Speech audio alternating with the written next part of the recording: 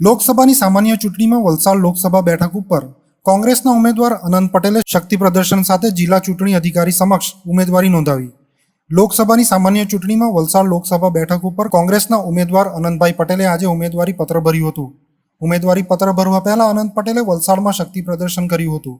એક જંગી રેલી સ્વરૂપે વલસાડ કલેક્ટર કચેરીએ પહોંચ્યા હતા, જ્યાં તેઓએ જિલ્લા ચૂંટણી અધિકારીને ઉમેદવારી પત્ર રજૂ કર્યું હતું. આ પ્રસંગે કોંગ્રેસ અગ્રણી ગૌરવ પંડ્યા, વલસાડ જિલ્લા કોંગ્રેસ પ્રમુખ દિનેશ પટેલની સાથે કોંગ્રેસના અગ્રણીઓ, કાર્યકર્તાઓ સાથે મોટી સંખ્યામાં અનંત પટેલના સમર્થકો પણ ઉપસ્થિત રહ્યા હતા.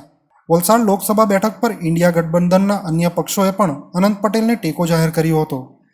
આથી આજે અનંત પટેલની ઉમેદવારી પત્ર ભરતી વખતે આમ આદમી પાર્ટીના અગ્રણીઓ અને કાર્યકર્તાઓ પણ કોંગ્રેસ કાર્યકર્તાઓ સાથે જોડાયા હતા. મહત્વપૂર્ણ છે કે અનંત પટેલ વર્તમાનમાં વાંસદાના કોંગ્રેસી ધારાસભ્ય છે. જોકે આ વખતે કોંગ્રેસે તેમને લોકસભાની ચૂંટણી લડવા મેદાનમાં ઉતાર્યા છે. અનંત પટેલ સમગ્ર દક્ષિણ ગુજરાતના આદિવાસી વિસ્તારમાં એક આક્રમક છબી ધરાવતા અગ્રણી આદિવાસી નેતા તરીકે ગણના થાય છે. તેમના સમર્થકોનો પણ એક અલગ વર્ગ છે. વલસાડ બેઠક પર કોંગ્રેસના અનંત પટેલ અને ભાજપ ઉમેદવાર ધવલ પટેલ વચ્ચે બરાબરીનો પ્રતિષ્ઠાભર્યો જંગ ખેલાશે. ઉમેદવારી પત્ર ભર્યા બાદ કોંગ્રેસી અગ્રણીઓ અને અનંત પટેલ આ વખતે વલસાડ બેઠક પર કોંગ્રેસની મોટી લીડથી જીત, કેન્દ્રમાં ઇન્ડિયા ગઠબંધનની સરકાર રચાશે તેવો આત્મવિશ્વાસ વ્યક્ત કર્યો હતો. ચૈત્રી સુદની આઠમના દિવસે વલસાડ ડાંગ લોકસભાની સીટનું ઉમેદવારી પત્ર ખૂબ જોશ અને ઉત્સાહ સાથે યુવાનો સાથે, વડીલો સાથે, કોંગ્રેસના કાર્યકર્તા તેમજ ઇન્ડિયા ગઠબંધનના તમામ આગેવાનો સાથે અમે ફોર્મ આજે ભર્યું છે. અને તમામ લોકોમાં, તમામ વિસ્તારમાં અને તમામ જાતિઓમાં, તમામ સમાજમાં એક ઉત્સાહ છે, એક નવી લહેર છે અને અમે ઇન્ડિયા ગઠબંધનની સરકાર બનાવીશું. જીતેંગે, લડેંગે, કઈ રીતે જીતેંગે? મહેનત કરી છે 28 દિવસથી, હવે હજુ પણ 20 દિવસ બાકી છે, ત્યારે મહેનત કરવાના છે, લોકોની સમસ્યા નિરાકરણ કરવાના છે, અન્યાયની સામે જજુમીને ન્યાય મેળવવા માટે લડશું અને જીતશું. ઓકે. આજે તમે જોયું હતું ઇન્ડિયા ગઠબંધનના અમારા વાંસદાના ધારાસભ્ય ઉમેદવાર એવા આનંદભાઈ, આજનો તમે પરિચય જોયો છે કે એમની તાકાત અને એમની જે સંગઠન, એમણે જે કરેલા કામોને જોઈને આજનો અમારા જે કાર્યકર્તાને ઉમંગ હતો એ તમે જુઓ છો. આ વખતે સીટ અમે કબજે કરશું અને જે રીતે વલસાડ જીતે છે, દેશમાં પણ જીતશે. આ તમે જુઓ જ છે, જે કહેવત છે, જે વલસાડ જીતે એની સરકાર બને. જો તમે 2004માં જે વાજપેયીની સરકાર હતી અને જે અમારા કિશનભાઈ જીતેલા, આ જ પરિણામ આ રિપીટ થશે અને આનંદભાઈ અમારે જીતશે આ વખતે.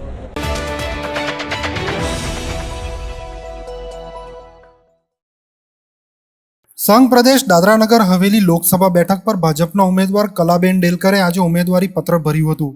સેલવાસમાં ભાજપના પ્રદેશ પ્રમુખ દીપેશ ટંડેલ અને પૂર્વ સાંસદ નટુભાઈ પટેલ સાથે કલાબેનના પુત્ર અને યુવા આદિવાસી આગેવાન અભિનવ ડેલકર પણ ઉપસ્થિત રહ્યા હતા. સભા સંબોધતા કલાબેન ડેલકર અને ભાજપ અગ્રણીઓએ વડાપ્રધાન નરેન્દ્રભાઈ મોદીની આગેવાની હેઠળની કેન્દ્ર સરકાર દ્વારા પ્રદેશમાં થયેલા વિકાસના કામો અને જનકલ્યાણકારી યોજનાઓને લોકો સમક્ષ મૂકી ભારતના ઉજ્જવળ ભવિષ્ય માટે સમર્થન માંગ્યું હતું. મહત્વપૂર્ણ છે કે કલાબેન દાદરાનગર હવેલીના વર્તમાન સાંસદ છે, જેઓ ગઈ પેટા ચૂંટણીમાં ઉદ્ધવ ઠાકરે ગ્રુપના શિવસેનાના સાંસદ હતા. જોકે આ વખતે તેઓએ શિવસેના છોડી કેસરિયા કર્યા હતા અને ભાજપની ટિકિટ પરથી આ વખતે તેઓ ચૂંટણી મેદાનમાં છે. કલાબેન 7 વખત દાદરાનગર હવેલીના સાંસદ રહી ચૂકેલા સ્વર્ગીય મોહનભાઈ ડેલકરના પત્ની છે. આથી દાદરાનગર હવેલીમાં ડેલકર પરિવારનો પ્રદેશના રાજકારણમાં રાજકીય દબદબો યથાવત છે. જોકે હવે ભાજપ સાથે સામેલ થતાં તેમની તાકાત બમણી થઈ છે. આજે તેઓએ શક્તિ પ્રદર્શન રૂપે એક જંગી રેલી યોજી સેલવાસ કલેક્ટર કચેરીએ પહોંચ્યા હતા, જ્યાં કલેક્ટર સમક્ષ પોતાનું ઉમેદવારી પત્ર રજૂ કર્યું હતું. આ પ્રસંગે કલાબેન ડેલકરે પોતે જંગી લીડથી જીત્યા બાદ દાદરાનગર હવેલીના સર્વાંગી વિકાસ માટે 5 વર્ષ સુધી પ્રયત્નશીલ રહેશે તેવી ખાતરી આપી હતી. તો પાર્ટીના અગ્રણીઓએ પણ ભાજપ જંગી લીડથી જીતશે અને કલાબેન લોકસભામાં દાદરાનગર હવેલીનું પ્રતિનિધિત્વ કરશે તેવો આત્મવિશ્વાસ વ્યક્ત કર્યો હતો. મેં આ સીટ ખૂબ જંગી બહુમતીથી જીતાડીને આપણા પ્રાઇમ મિનિસ્ટર સાહેબને આપીશું અને ત્રીજી વખત આપણા પ્રધાનમંત્રી નરેન્દ્રભાઈ મોદી બને, વિકસિત ભારતનું સપનું જે છે એ સક્સેસ થાય, એ જ હું આજના દિવસે પ્રાર્થના કરીશ. અને અમારો પ્રચાર ચાલે છે, લોકોના વચ્ચે સંપર્કમાં અમે છીએ. લોકોની જે સમસ્યાઓ છે એમના માટે અમે ચર્ચા કરતા છે, લોકોનું જે રજૂઆત છે અમારી સામે મૂકતા છે.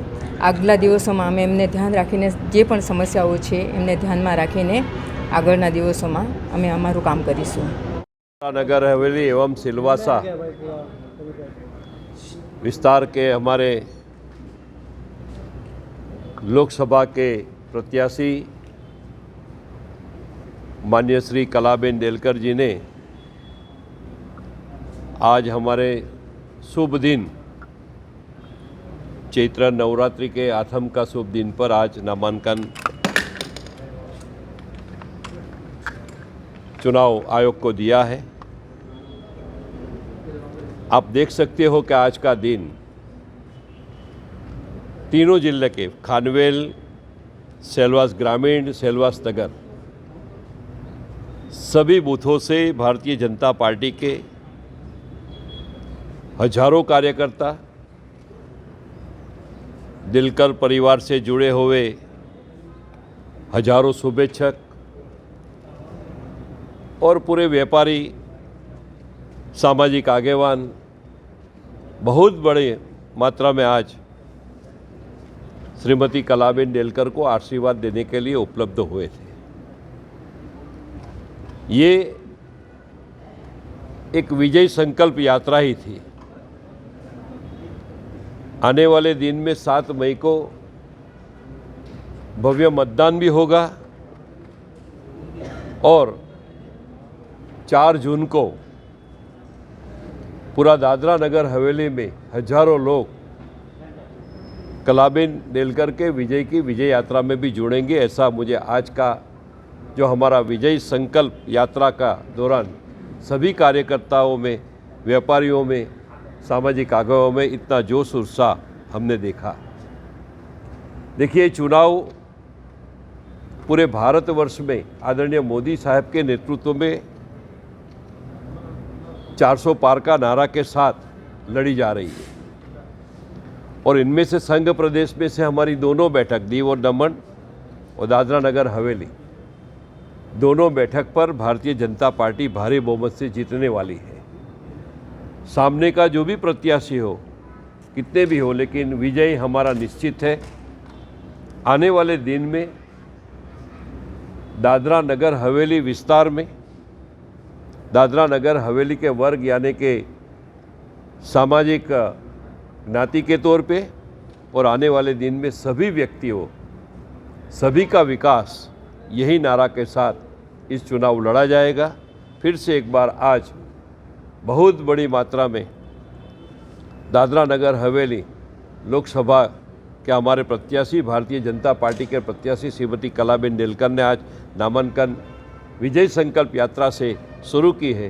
तो निश्चित 6 जून को ये यात्रा भव्य विजय के संकल्प यात्रा को सार्थक करेगी.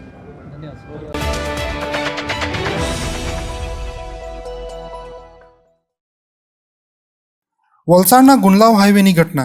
વલસાડથી ગાંધીનગર તરફ જઈ રહેલ યુવાનને નડ્યો અકસ્માત. આરએનબી વિભાગમાં ફરજ બજાવતા દિવ્યેશ પટેલને નડ્યો અકસ્માત. પ્રથમ વલસાડની સિવિલ હોસ્પિટલમાં સારવાર અર્થે ખસેડાયા. ત્યારબાદ વલસાડની ખાનગી હોસ્પિટલમાં ખસેડાયા બાદ હાલત વધુ ગંભીર થતાં સુરત ખાતે રિફર કરાયા. વલસાડ 108ના માનસી પટેલની પ્રશંસનીય કામગીરી. યુવાનની રોકડ રકમ તેમજ જરૂરી કિંમતી વસ્તુ પરિવારજનોને સુપ્રત કરાયું.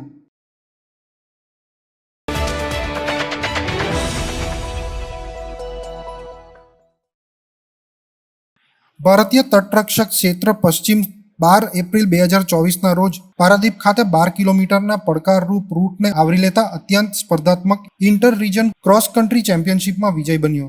પ્રદેશ પશ્ચિમના 8 ખેલાડીઓની ઉત્કૃષ્ટ ટીમમાં 5ની પ્રભાવશાળી સંખ્યા ICGAS દમણની હતી. નોંધનીય છે કે પોડિયમમાં 3માંથી 2 સ્થાન ICGAS દમણના દોડવીરો દ્વારા મેળવાયા હતા, જેમાં કેતન માંગેલા EF 45 મિનિટના નોંધપાત્ર સમય સાથે પ્રથમ સ્થાન મેળવીને અને રાહુલ શર્મા NVK AHએ 49 મિનિટના સમય સાથે બીજું સ્થાન મેળવ્યું હતું. આ પ્રશંસનીય સિદ્ધિની માન્યતામાં ICGAS દમણ દ્વારા 16 એપ્રિલ 2024ના રોજ 9:30 કલાકે ઇન્ટર રિજન ક્રોસ કન્ટ્રી ચેમ્પિયનશિપમાં ચેમ્પિયન્સ માટે વાપી રેલવે સ્ટેશન પર ભવ્ય સ્વાગતનું આયોજન કરવામાં આવ્યું હતું. આ કાર્યક્રમમાં ICGAS દમણના 30 કર્મચારીઓએ ભાગ લીધો હતો. કેતન માંગેલાના પરિવારની હાજરી દ્વારા આ ઉજવણીને વધુ ભવ્ય બનાવવામાં આવી હતી, જેણે આ પ્રસંગમાં પારિવારિક ગર્વનો સ્પર્શ ઉમેર્યો હતો. સ્વાગત સમારોહ સંપૂર્ણ ધૂમધામ અને શો દ્વારા ચિહ્નિત થયેલ વિજય અને સહાનુભૂતિની ભાવનાઓનો પડઘો પાડે છે. આ વિજય ફિટ ઇન્ડિયા મુવમેન્ટ સાથે સંરેખણમાં તેના રેન્કમાં ફિટનેસ અને પ્રેરણાને પ્રોત્સાહન આપવા માટે ભારતીય કોસ્ટગાર્ડની અડગ પ્રતિબદ્ધતાને રેખાંકિત કરે છે.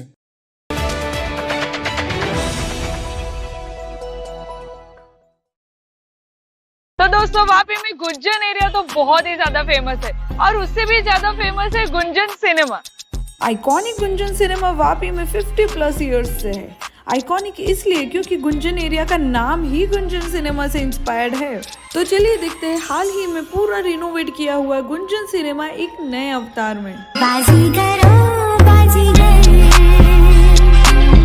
तू है बड़ा जादूगर। तो गाइस गुंजन सिनेमा का इंटीरियर तो नया हो चुका है पर टिकट के प्राइस अभी भी वही पुराने हैं और बुक माई शो से बुक करेंगे तो एडिशनल 50 रुपीज ऑफ भी मिलेगा। यहाँ का इंटीरियर न्यू एंड क्लासी है with good and hygienic snacks options और ये बजट फ्रेंडली भी है। तो दोस्तों के साथ मूवी आउटिंग तो सॉर्टेड है। गुंजन सिनेमा में टोटल 2 स्क्रीन है, one with large capacity and another with comfortable sofa seats and now showing 3D as well. बाजीगर मैं बाजीगर दिल वालों का मैं दिलबर। So a comfortable and fun experience awaits. Visit soon Gunjan cinema Vapi. और हाँ, बुक माई शो वाला कूपन कोड जरूर अप्लाई कर लेना, डिस्काउंट दे रहे हैं भाई।